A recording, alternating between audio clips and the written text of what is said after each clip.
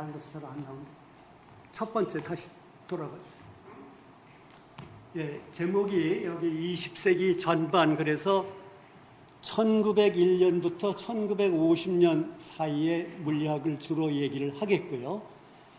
그때 20세기 물리학이 굉장히 크게 발전했습니다. 그래서 그 얘기를 주로 드리는데 거기에서 노벨상을 탄 얘기를 주로 하겠습니다. 그러면 노벨상이라는 건 뭐냐? 여러분들 이미 잘 아시겠지만 알프레드 노벨이 다이너마이트를 만들어서 엄청난 부자가 됐습니다. 그래서 만든 재산으로 그 양반이 가족이 없었어요. 아내도 없고 아이들도 없어서 그 재산을 앞으로 좋은 일 하는 사람들한테 상을 줘라 해서 만든 게 노벨상입니다. 그래서 노벨이 1900년 전에 죽었는데 그 재산을 가지고 1901년부터 상을 주기 시작한 게 노벨상입니다. 처음에 상을 줄 때는 4개 분야밖에 없었습니다. 문학, 물리, 화학, 생리, 의학상. 그래서 20세기 첫 해인 1901년부터 상을 주기 시작한 게 노벨상이고요. 그 다음에 그 노벨상을 주는 날이 12월 10일입니다. 그거가 노벨이 돌아간 작고한 날이어서 그날을 기념해서 노벨상을 줍니다. 그럼 이거를 얘기할 텐데요. 오늘 성경에서도 읽었지만 빛이라는 게 나오는데 제가 생각하기에는 하나님께서 만드신 가장 걸작품이 이 우주 전체고요. 두 번째가 오늘 말씀드릴 주제 중에 하나인 빛이라고 생각합니다. 빛. 여러분들은 이 빛이 지금 여기 불빛이 굉장히 세서 제가 이거 레이저 포인터를 갖고 왔는데 이게 잘 보이지 않을 정도인데요. 우선 그러면 여러분한테 한번 이 빛에 대해서 좀 여쭤볼 텐데 종소리 다 들으시죠? 이 소리라는 거는 음파, 그래서 이게 파동의 대표적입니다. 그러면 파동에 대해서 대조되는 게 뭐냐? 입자입니다. 알갱이. 작은 거 잘 안 보이실까 봐 제가 골프공 갖고 왔습니다. 이렇게 공처럼 생긴 게 이게 입자고 이런 소리로 들리는 게 파동입니다. 그러면 지금 우리가 여기 지금 성경에서 본 빛이 있으라 하심에 했는데 빛이 그러면 이런 소리식으로 파동으로 가느냐 아니면 이런 골프공처럼 입자로 날아가느냐 하는 게 오늘 얘기에 한 반은 들어가 있습니다. 다음이요. 그래서 제가 말씀드릴 내용을 이해하시기 좋게 하기 위해서 입자의 대표적인 것들을 저기다 모아놨습니다. 전자, 양성자, 양자, 광자, 중성자, 양전자 뭐 이렇게 있는데 자자 붙은 게 전부 알갱이, 입자라는 뜻입니다. 그러면 여기에 여러분들이 특히 주목하실 때는 맨 위에 있는 전자, 그 다음에는 세 번째 있는 양자라는 게 있어요. 양자라는 거는 에너지 덩어리입니다. 그래서 이렇게 골프공처럼 생기지도 감사합니다. 그래서 골프공처럼 생긴 것도 아니고 이런 식으로 파동으로 다니는 것도 아닌데 에너지 덩어리가 양자라고 하는 부르는 건데 20세기 전반 물리학이 양자 물리학이다 이렇게 이해하시면 좋겠습니다. 다음에는 파동에 대한 대표적인 게 전자기 파동입니다. 전자기 파동이라는 건 뭐냐? 저 위에서 보면 전력, 집에서 이거 다 전기 쓰고 계시죠? 전기가 60Hz 파동입니다. 전자기 파동입니다. 그 다음에 방송파, 마이크로파, 적외선, 가시광선, 자외선, X선, 감마선 이렇게 진동수가 자꾸 커지는 건데요. 단위는 헬스가 됐는데 저 헬스라는 단위가 헬스라는 학자가 1880년경에 처음으로 실험실에서 파동을 발전시키는 것을 성공한 사람이에요. 그래서 그 사람 이름을 따서 옛날에는 사이클이라고 불렀는데 지금은 헬스라고 부릅니다. 여기서 중요한 것은 뭐냐? 여기 맨 밑에 보면 감마선이 있죠. 저 감마선은 전자기파인데 감마를 알기 전에 나온 게 히람 문자의 알파, 베타, 감마 아닙니까? 그래서 알파선을 먼저 알아내고 그 다음에 베타선을 알아냈는데 여기 맨 밑에 보시다시피 알파선은 헬리움 원자핵으로 파동이 아닙니다. 그 다음에 베타선은 나중에 알고 봤더니 전자다 하는 거가 여러분들이 제 말씀을 이해하시려면 저 기본적인 걸 좀 아셔야 좋아서 말씀드립니다. 다음이요. 1901년부터 노벨상을 주기 시작해서 제일 첫 해 받은 사람이 도이칠란트 렌트겐입니다. 이 양반이 1895년에 자기 실험실에서 실험하느라고 뭘 하는데 굉장히 투과력이 센 방사선이 나왔어요. 그래서 그걸로 이게 얼만큼 센 거냐 하는 걸 알아보기 위해서 자기 아내의 반지 낀 손가락 사진을 해서 논문에다 냈어요. 그런데 이게 뭔지 나도 모르겠다.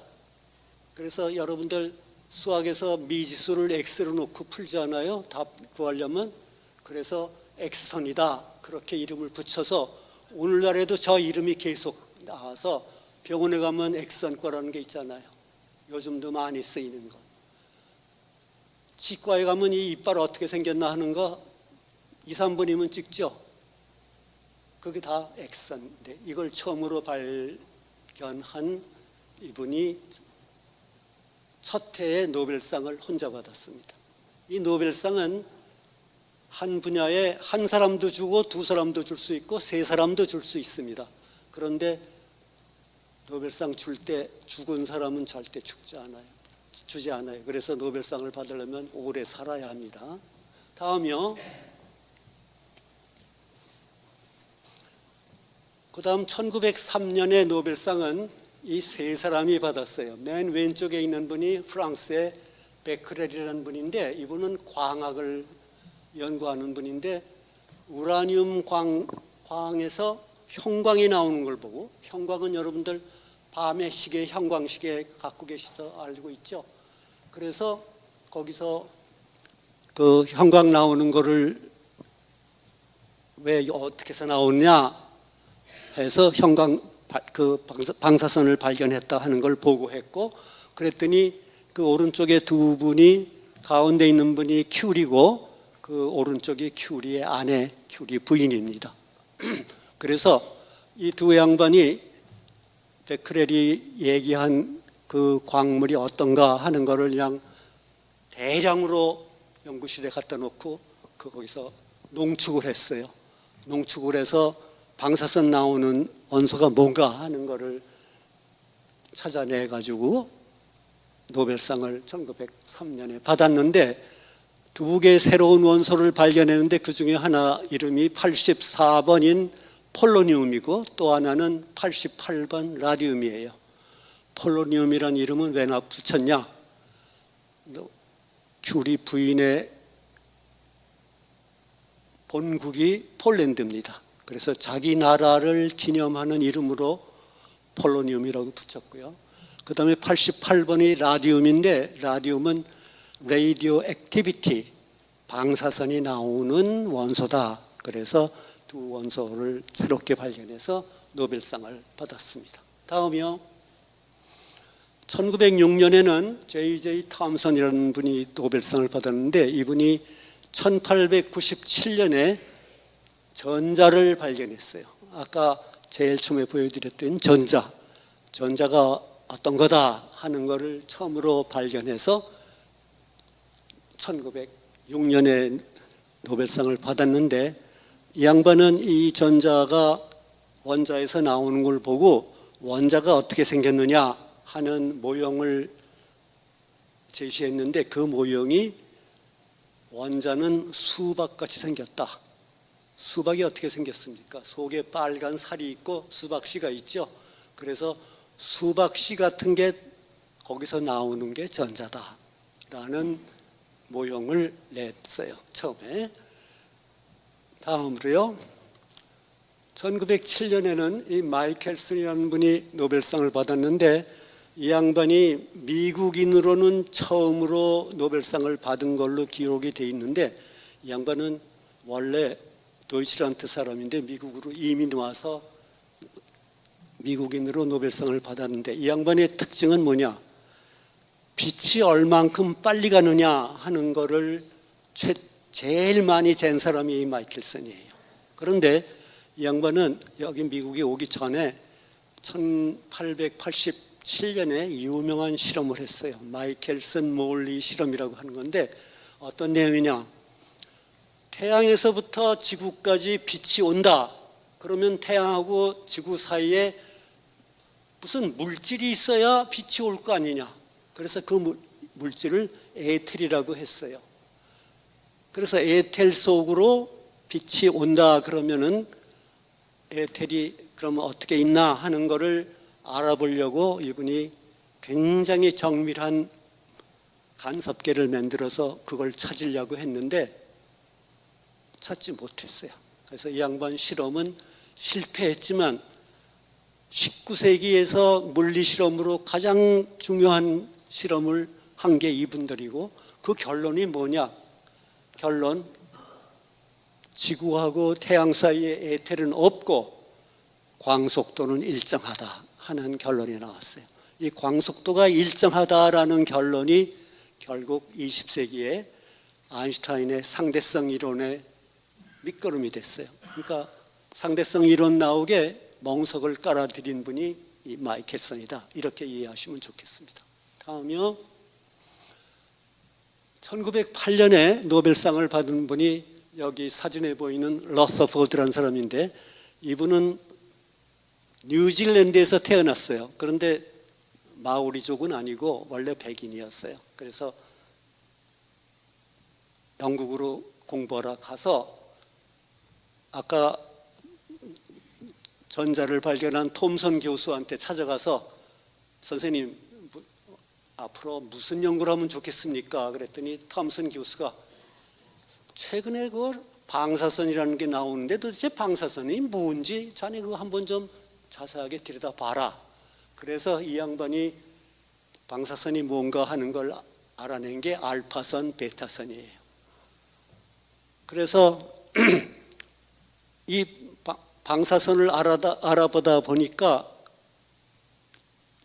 주기율표에서 제일 끝번이 92번에 우라늄이라는 건데 우라늄에서 자꾸 방사선이 나오면서 원자가 14번이나 바뀌어가지고 제일 끝에 가서 납이 버려요.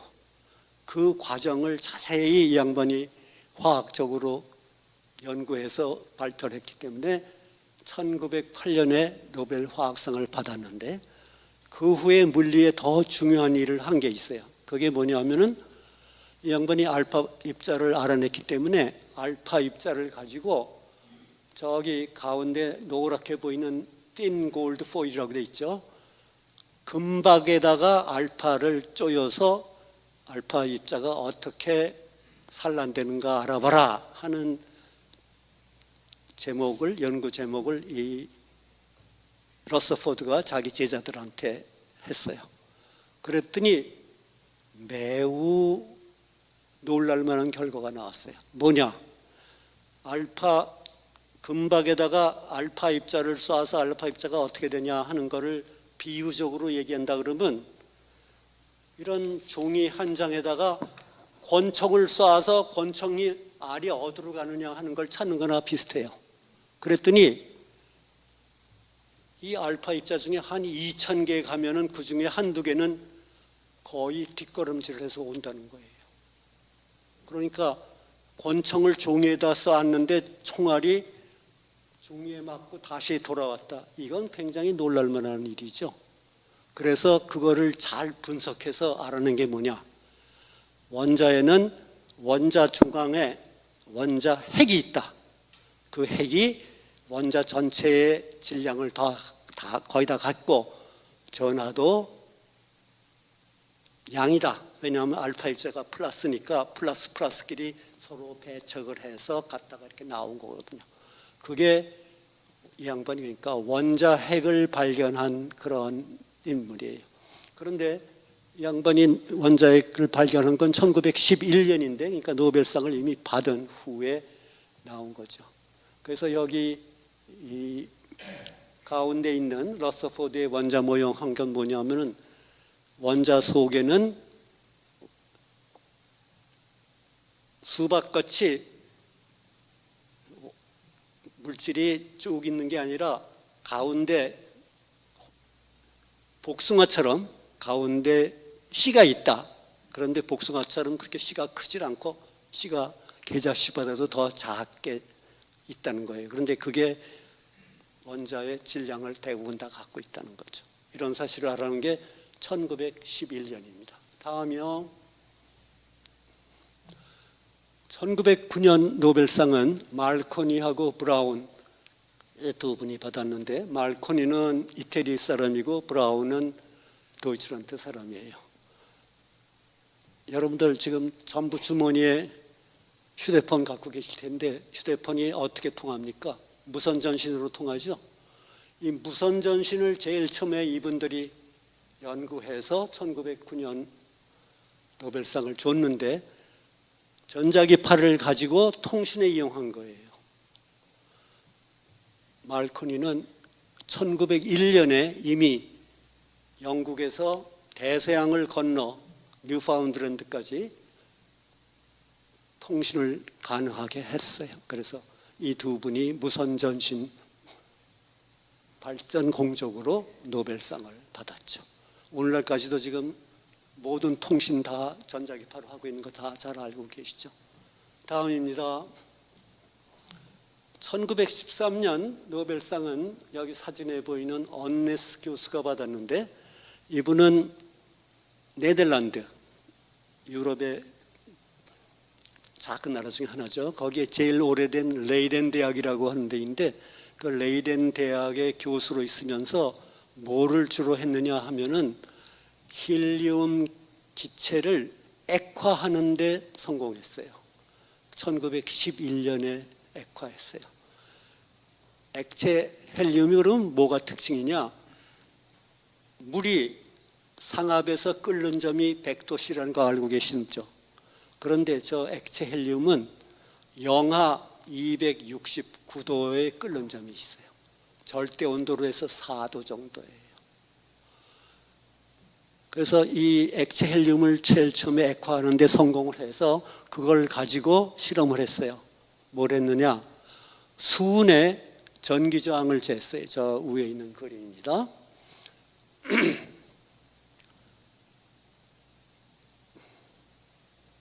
이게 너무 밝아서 아니 조금 있다가요. 그래서 온도를 쭉 내려다 보니까 조금씩 저항이 적어지다 4.2 근처에서 갑자기 전기저항이 뚝 떨어져요. 그래서 거의 전기저항이 없는 거로 돼요. 이게 물리학에서 얘기하는 초전도 현상입니다. 전기저항이 하나도 없어요. 그래서 이 사실을 1911년에 발견하고 2년 후인 1913년 이 양반한테 노벨상을 드렸죠. 요즘 여러분들 병원에 가시면 MRI 찍을 때 돈 많이 내시는 거 알죠? 왜 MRI 값이 비싸냐? MRI는 거기에 자석이 있는데 그 자석을 초전도체를 써서 자석을 만들어 놓고 초전도체가 작동하려면 온도를 낮춰야 돼요. 그래서 거기다 액체 헬륨을 넣어야만 MRI를 가동할 수가 있어요. 액체 헬륨 값이 비싸서 MRI 값이 비싼 겁니다. 다음이요. 1914년 노벨상은 라우에라는 이론 물리학자가 탔어요. 이분은 액선을 결정에다가 쪼이면 어떤 현상이 일어날까 이거를 이론적으로 연구하다가 액선의 파장까지도 알아냈어요. 그래서 14년에 노벨상을 받았고요. 다음에 1915년에는 영국의 브라그의 아버지 밑에 아들이에요. 이 부자가 같이 받았는데 이분들이 한 공적은 뭐냐? 액선을 가지고 우리 음식에다 넣는 소금 있죠? 소금 결정의 구조가 어떻게 돼 있느냐? 그걸 최초로 밝히니까 이분들이에요. 그래서 15년에 이 부자가 함께 노벨상을 받았죠. 그래서 이분들이 이 소금 결정 구조를 알아낸 이후에 물리학에서 이 결정을 알아내는 그런 학문 분야가 생겨나게 됐죠.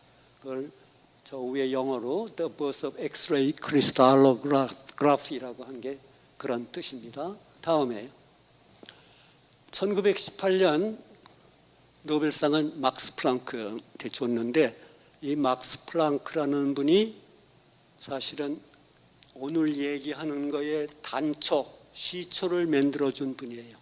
이분이 1900년 12월에 논문을 냈는데 그 논문에 물체가 빛을 발하거나 열을 발할 때 에너지가 연속적이 아니고 에너지가 덩어리로 나온다, 양자로 나온다 하는 것을 최초로 주장한 분이 이분이에요. 엄밀하게 얘기하면 이분이 1900년 12월에 논문을 냈기 때문에 1900년 12월이면 아직도 19세기입니다. 왜냐하면 1901년부터가 20세기거든요. 그래서 19세기의 아주 끄트머리에 굉장한 논문을 낸 게 이 양반이 에너지가 양자로 돼 있다. 그래서 양자론의 아버지입니다. 저기 양자역학의 탄생이라는데 전 역학은 잘못됐고요. 양자론의 탄생입니다. 그래서 이 1900년에 낸 논문으로 18년에 노벨상을 받았어요. 다음이요. 1921년 노벨상은 아인슈타인이 받았습니다. 여러분들 아인슈타인은 이미 많이 들으셔서 잘 아실 텐데 이분이 1905년에 혼자 논문을 3편을 썼는데 그 3편 다가 굉장한 논문이에요. 그 중에 하나가 광전 효과를 설명한 공적으로 노벨상을 받았는데 광전 효과라는 건 뭐냐? 이름대로요. 광이 물체에 떨어져서 거기서 전자가 튀어나와요.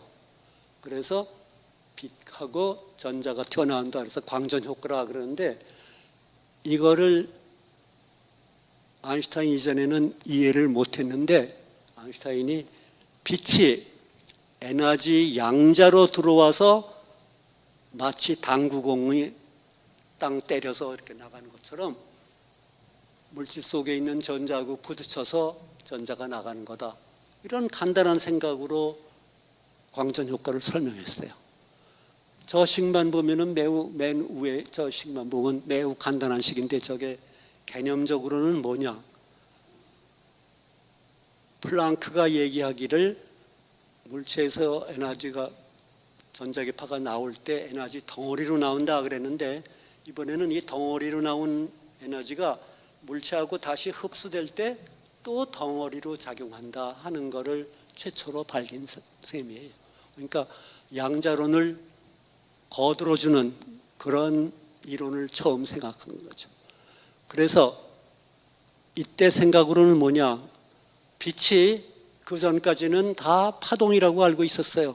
왜냐? 빛은 간섭, 회절, 편광 이런 거가 있어 다 누구나 이런 소리처럼 파동으로 간다 생각했는데 아인슈타인은 빛이 그런 게 아니라 이런 골프공하고 똑같이 에너지 덩어리가 오는 거다라는 생각을 한 것이 아인슈타인의 공적이죠. 아인슈타인은 여러분 잘 알다시피 상대론을 제창해서 1905년 특수상대론, 1915년 일반 상대론에서 상대론을 혼자 다 만들었어요. 그러니까 상대론을 만든 거로도 충분히 노벨상을 드릴 만한 건데 그거보다도 광전 효과를 설명한 공적으로 노벨상을 드렸어요. 그래서 여기에 광전 효과보다 노벨상을 받지 못한 업적으로 더 유명하다 하는 얘기가 상대론을 냈는데 그 공적은 노벨상 업적으로 아니었다 하는 얘기고, 여러분들 타임지에서 매년 맨 오브 더 이어 해서 금년에 최고인 사람이 누구냐 하는 걸 사진에 내는데, 아인슈타인은 20세기의 최대 걸작이 누구냐, 맨 오브 더 센츄리, 그거가 아인슈타인이 됐었습니다. 그러니까는 20세기의 최고의 학자다, 이렇게 한마디로 얘기할 수가 있습니다. 다음에요, 잠깐 그러면은 노벨상 얘기 쉬우고서 잠깐 좀 머리를 식히기 위해서 잠깐 얘기하겠습니다. 여러분들 시내에 밤에 보면은 여러 가지 불빛이 많은데 네온 사인이라는 거 들어보셨죠? 네온 사인의 특징이 어떻게 생겼습니까? 빛이 빨간가요, 노란가요, 파란가요? 빨갛죠. 빨간색이 주로 나오는 거는 다 네온을 가지고 네온 기체로 거기서부터 불빛이 나오게 한 거예요. 그래서 네온 사인을 한때 나쁜 데도 써서 빨간 빛이 나오는 동네는 나쁘다, 그래서 홍등가다 하는 말까지도 썼는데, 여기에 보이는 거는 뭐냐, 저 위에 거가 수소원자에서 나오는 스펙트럼이에요. 밑에 거는 수은에서 나오는 거예요. 이렇게 원자는 각 원자의 특징적인 빛만 내요. 그래서 저 위에 몇 개 이렇게 나온 거가 밑에 거보다는 덜 복잡하죠. 왜냐하면 맨 위에 거가 수소거든요. 그래서 수소가 제일 간단한 원자니까 저기서 나오는 스펙트럼을 이론적으로 설명한 분이 바로 다음에 나오는 분입니다. 다음이요. 이 보어라는 분이 원자의 구조, 그래서 원자에서 스펙트럼 나오는 거를 조금 아까 수소 원자의 스펙트럼을 이론적으로 명료하게 설명을 했어요. 생각은 뭐냐? 원자 속에 원자핵이 있고 그 주위에 전자가 돈다. 이건 뭐하고 비슷하냐면 대우주, 태양 주위에 우리 지구, 화성 이런 것들이 돌죠. 그거하고 비슷하게 돌아다닌다 하는 생각을 이론적으로 해서 어떻게 해서 그러면 그런 빛이 나오느냐 하는 것을 저기 지금 위에 그림에 n equal 1, 2, 3라고 나와 있는데, 저런 에너지가 각각 다른 궤도가 있어서 높은 에너지부터 낮은 에너지로 전자가 홀쩍 뛰면은 그때 그 에너지 차이만한 에너지의 빛이 나오는 거다라는 걸로 수소 원자의 구조를 정확하게 설명했어요. 이게 1913년이에요. 그래서 굉장히 중요한 업적을 했죠. 그래서 13년에 이러한 이론을 설명했기 때문에 이 양반이 코펜하겐, 덴마크 사람인데요. 덴마크 수도 코펜하겐의 코펜하겐 대학의 1916년에 교수가 됐어요. 그러고서는 21년에 이 양반이 주로 하는 이론물리 연구소를 만들어 줬죠. 그랬더니 22년에 노벨상을 받았어요. 다음이요. 23년 노벨상은 밀리칸이라는 미국 당시 시카고 대학 교수가 받았습니다. 이 양반이 한 거는 뭐냐? 전자가 있다 하는 건 알았는데, 그러면 전자가 가지고 있는 전하가 얼마냐, 이거를 처음으로 측정한 분이 이 밀리칸이에요.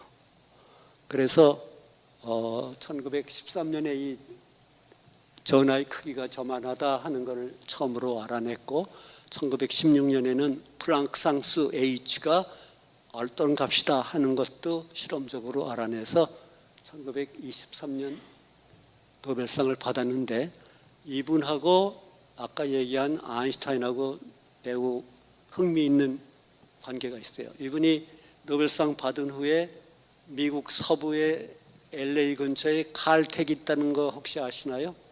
칼텍은 캘리포니아 인스티튜트 오브 테크놀로지, 그러니까 캘리포니아에서 굉장히 좋은 MIT하고 비슷하게 그런 미국의 아주 유수한 학과인데, 이분이 거기 물리학과 과장으로 가서 아인슈타인을 자기네 대학으로 모셔오려고 1930년, 31년 두 번이나 아인슈타인을 초대해서 우리 대학으로 오십시오 그렇게 했는데, 결국 아인슈타인을 이분이 모셔오지 못했어요. 어디로 가셨냐?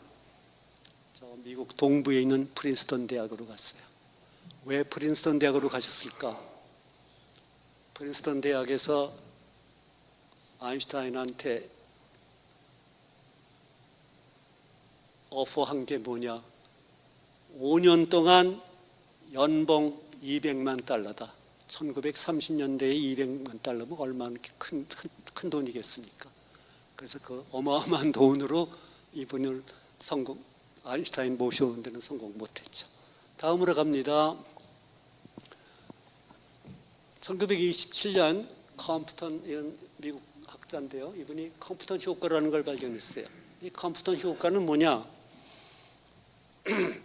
액선을 가지고 탄소, 숯덩어리죠. 그런 데다가 부딪혀서 액선이 어떻게 변화하나 하는 것을 실험적으로 했는데, 이건 마치 당구장에서 당구공 때릴 때 여기 각도 세타가 두껍게 맞으면은 세타가 작고 커지고, 살짝 맞으면은 세타가 작아지겠죠. 근데 이 각도에 따라서 액선의 파장이 달라진다 하는 것을 저런 수식으로 알아냈는데, 개념은 뭐냐? 액선도 에너지 덩어리를 가지고 당구공처럼 전자하고 부딪힌다 이거예요. 그러니까 양자라는 생각이 여기 자꾸 들어가는 거예요. 여기 지금 다 식에 H가 나와 있죠. 저게 플랑크 상수라고 하는데, 그 1900년에 양자론을 낸 플랑크의 이름을 딴 상수인데, 저게 20세기 전반부 물리학을 대표하는 물리 상수다, 이렇게 생각하시면 좋겠습니다. 그래서 저 맨 밑에 빛의 입자성 증명, 그런데 빛이 아니라 저 잘못 썼어요. X선입니다. X선의 입자성을 증명했어요. 그럼 여기까지 무슨 얘기가 되냐?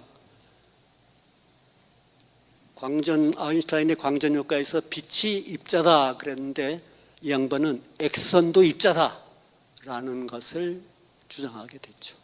다음이요. 1929년 노벨상은 드브로이라는 사람이 받았는데, 이 드브로이는 프랑스 루이 왕족의 한 사람이에요. 루이 14세, 루이 16세 얘기는 다 잘 아시죠? 그 루이 왕조 중에 속한 사람인데, 이 양반이 1924년에 박사학위 논문을 내는데 완전히 새로운 생각이에요. 이렇게 입자라고 알고 있는 이거가 여기에도 이게 파동이 있다. 어떤 파동이 있냐? 그 파동의 파장 람다는 플랑크 상수 H에다가 이게 얼만큼 운동량을 가졌느냐 하는 거로 나눠주면, 그때 그 파동의 파장이 저런 식으로 표현된다. 그거를 물질파다 하는 거로 새로운 아이디어를 냈어요. 물질파라는 건 뭐냐? 여태까지 물체라고 알려진 거에도 파동 현상이 있을 거다 하는 거를 이론적으로 낸 거예요. 그랬더니 저걸 심사해야 되는 심사위원이 도저히 이거는 처음 듣는 얘기거든요. 자기가 심사할 수가 없어서 아인슈타인한테 편지를 썼어요. 내가 지금 이런 논문을 받았는데 당신 의견을 좀 들려주면 좋겠습니다 라고 했더니, 아인슈타인이 자기 일도 바쁜데 뭐 그런 남이 논문 심사 그렇게 빨리 답했겠어요? 한참 뜸을 들이다가 자세하게 아인슈타인이 들여다봤더니 이건 그야말로 획기적인 새로운 개념이에요. 그래서 영어로 very impressive 라는 표현으로 답을 했답니다. 그래서 이 양반이 24년에 박사학위를 받았는데 29년에 그 박사학위 논문으로 노벨상을 받았어요. 어떻게? 그 사이에 27년에 전자가 과연 파동 현상이 있고 저식을 만족한다 하는 것을 딴 사람들이 발견했어요. 그러니까 저 사람 생각이 타당하다라고 인정이 되어서 1929년에 노벨상을 받게 됐죠. 다음으로요. 다음에는 1932년에 하이젠버그라는 사람이 노벨상을 받았는데 이 양반의 이론은 1925년에 한 건데 그 이론이 복잡해요. 그러나 뭐를 했느냐? 양자론에 관한 역학 문제를 풀 수 있는 마치 고전역학에서 F=ma라고 하는 뉴턴 방정식 있죠? 그거에 해당되는 양자역학 방정식을 처음으로 만든 사람이에요. 25년에 이 양반이 그 식을 만들 때 나이가 몇 살이냐?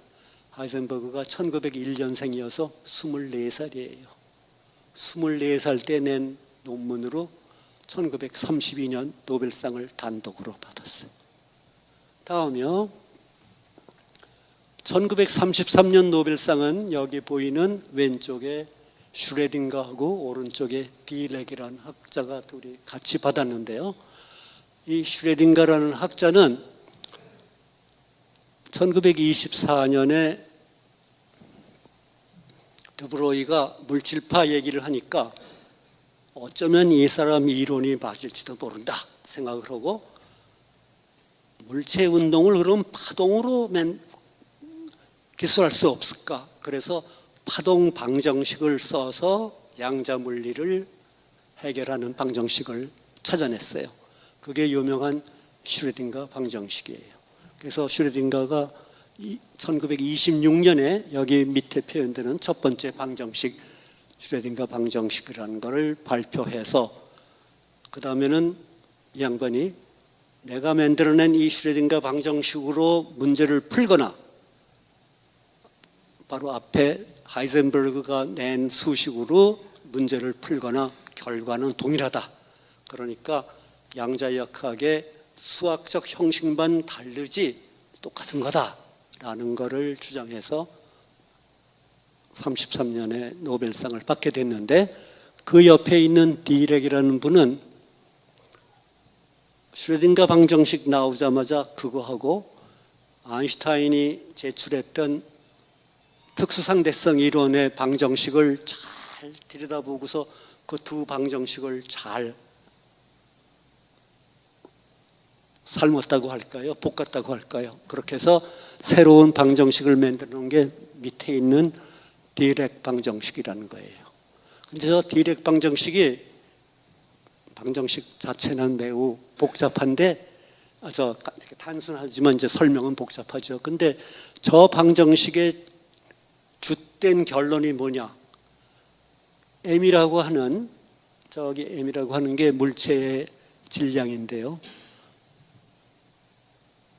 우리 대상에 질량 M인 대상이 있으면 그거에 대한 반입자, 아까 처음에 보여드린 전자의 양전자라는 게 있었죠. 전자하고 양전자는 질량은 똑같고 하나는 플러스고 하나는 마이너스예요. 그게 있다라는 거가 이 디렉 방정식의 결과였는데 그냥 저 방정식 낸 게 28년이에요. 그런데 32년에 실험에서 양전자가 있다 하는 거가 실험적으로 확정돼서 33년도에 노벨상을 받게 됐어요. 다음이요.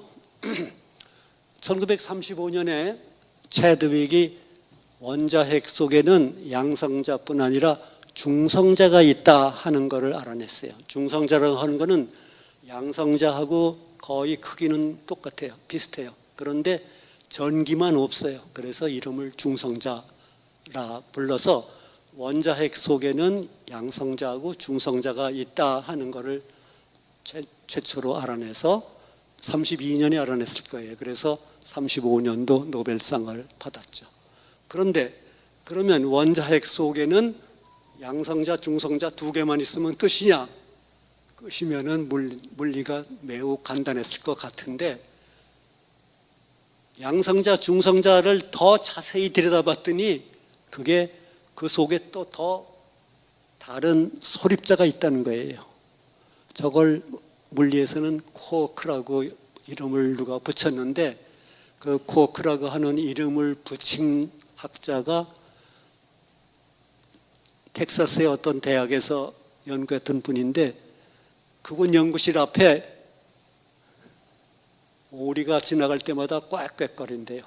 그래서 그 오리 소리에서 쿼크라는 이름을 붙였다 하는 얘기도 있는데, 또 유명한 소설 아일랜드의 작가의 그 유명한 분이 있죠. 그분의 무슨 그러니까 거기에도 그 쿼크라는 이름이 나온대요. 그래서 이건 그걸 했는데, 그럼 저 쿼크가 뭐냐? 이거를 연구한 게 1900년도 후반의 물리 얘기예요. 그러니까 거긴 너무 복잡하니까 그런 거가 있다, 그런 것만 말씀드리고 넘어갈게요. 여기 1937년에 데이비슨하고 톰슨이 전자의 회절 현상을 발견해서 노벨상을 받았다 그랬는데, 이 현상을 발견한 게 1927년이에요. 그래서 아까 드브로이가 24년에 물질파 이론을 냈더니 3년 후인 27년에 이분들이 과연 전자의 파동성이 있다 하는 것을 실험적으로 알아내서 1937년에 노벨상을 받았죠. 여기에 왼쪽 분은 데이비슨이고 오른쪽은 톰슨인데, 이 오른쪽 톰슨이 아까 전자를 발견한 J.J. 톰슨의 아들입니다. 그러니까 톰슨 부자는 어떻게 됐느냐? 아버지는 전자는 알갱이다 라고 했더니 아들이, 아버지 그것만은 아닌데요, 전자가 파동성도 갖고 있어요 라는 것을 증명해서 부자가 다 노벨상을 탄 그런 가족이 됐습니다. 다음에요. 1938년 노벨상은 이탈리아의 로마 대학 교수 페르미라는 분이 받았어요. 이 페르미가 실험한 거는 어떤 거냐? 원자핵에다가 조금 아까 발견한 중성자, 그 중성자를 때려서 원자핵이 어떻게 바뀌느냐 하는 것을 주로 연구한 분이에요. 이 페르미는 물리학자 중에서도 특별해요. 뭐가 특별하냐? 대부분 물리학자는 이론가이거나 실험가이거나 둘 중에 하나인데, 이 양반은 이론도 잘하고 실험도 잘하는 특출한 학자입니다. 그래서 이분이 원자핵에다가 중성자를 때려서 원자핵 반응이 일어나는 게 있는데, 여기 맨 밑에 줄에요, 느린 중성자가 빠른 중성자보다 핵에 쉽게 포획된다, 이거를 알아냈어요. 이게 무슨 소리냐? 중성자를 가지고 원자핵에다 때리는데 너무 빠른 거로 하면은 그냥 지나쳐 간다는 거예요. 그런데 느린 거로 하면은 가서 반응을 잘 일으킨다는 거죠. 그래서 이 양반이 1938년 노벨상을 받으러 스웨덴으로 간 길에 상 받고 다시 이탈리아로 안 갔어요. 왜? 그 당시에 이탈리아에 무솔리니가 전제 정치를 하고 있어서 고국으로 안 가고 거기서 미국으로 갔어요. 그래서 미국 시카고 대학 교수가 돼서 양반한테 당신 중성자 가지고 그렇게 잘한다니까 한번 원자로를 만들어 봐라. 그래서 시카고 대학에 있는 실내 체육관을 총장이 실험실로 줬어요. 그래서 1942년에 양반이 세계 최초로 원자로를 만들었습니다. 오늘날 원자력 발전소가 있는 그 원자로의 원조를 이 양반이 만든 거예요. 대단한 분이죠. 다음으로 가요. 1939년 노벨상은 미국 대학의 로렌스라는 분이 탔는데, 이 로렌스는 입자 가속기를 만든 걸로 유명해요.